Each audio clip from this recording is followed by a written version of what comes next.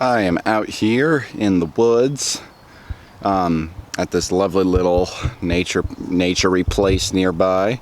I've talked about it in a previous video.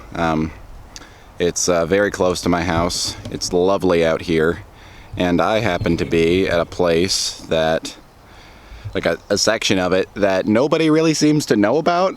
It's a trail that's right off the main trail, like to go around, but for some reason nobody ever comes back here. And honestly, it's really, really hot today. Like, it's in the 90s, and so people aren't really out here anyway. But I'm just hanging. I get to sit here and look out at, I don't know how good of a view you can get. I get to look out at the busy streets nearby. That's one thing that's pretty cool about this spot, is that you're in this naturey area, but you can still hear a little bit of the city going by.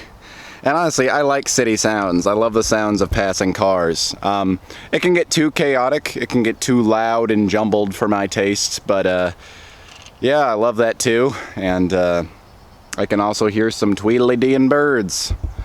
And I just sit here on this hillside. Maybe someday I'll film, there's a really, really steep part of this hill that I sometimes sit on too. I perch myself right up in a tree. Although if I want to do that, I'm probably going to want to use a smaller camera than this, because this thing is heavy.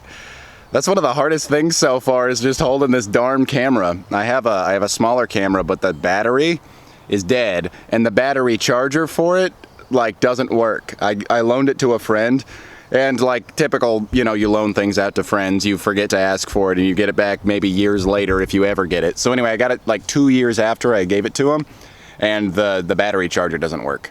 And so I don't know what they did with it. I don't know if they got it wet. I don't know, maybe peed on it at some point because out of spite.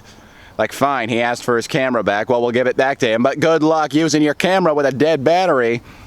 Anyway, but I'm gonna look online and see if I can find another battery charger. But I just love it out here. I just really, really love it out here, away from people. I deal with so many people in my day-to-day, and I love that nature doesn't ask anything of you.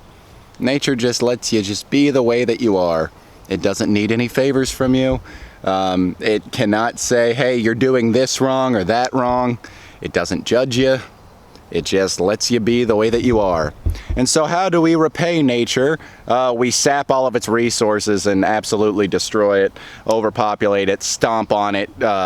Anything that is of any value and beauty whatsoever, we just pry right out of it. There is a fly that's assaulting me right now. So in addition to having to carry this heavy camera and balance the microphone on top of it because it's not secured, because I haven't figured out how to do that yet, I also have a fly attacking me.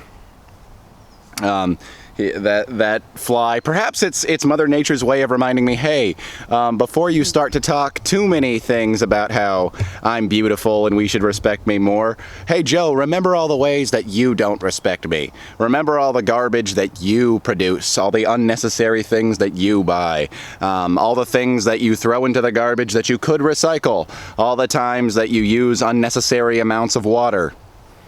I don't know, all this stuff.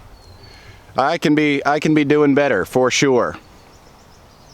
And I haven't really paid a whole lot of mind to it until like the last couple years, because the earth seems to be biting back a little bit. Over here in the Northwest, we've had tons of smoke these past couple summers. It's awful. The wildfires are just crazy.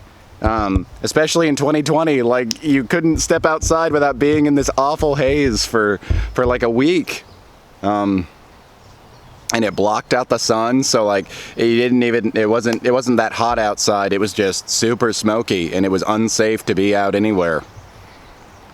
And it's funny that it takes actually feeling the consequences of it, and not just reading some statistics about how I will feel the consequences of it, to actually want to change my actions around it. And even when that happens, my actions change very, very slowly. And my actions are changing slowly, everybody's actions are changing slowly. Are we moving in the right direction? I don't know, but even if we are moving in the right direction, are we moving in the right direction quickly enough? I don't know.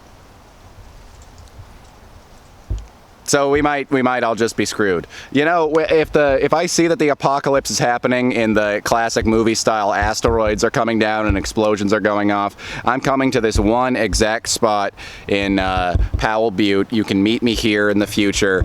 I will bring Chips Ahoy if you could bring some Oreos, because I don't want to buy all of them, but I want both of those here.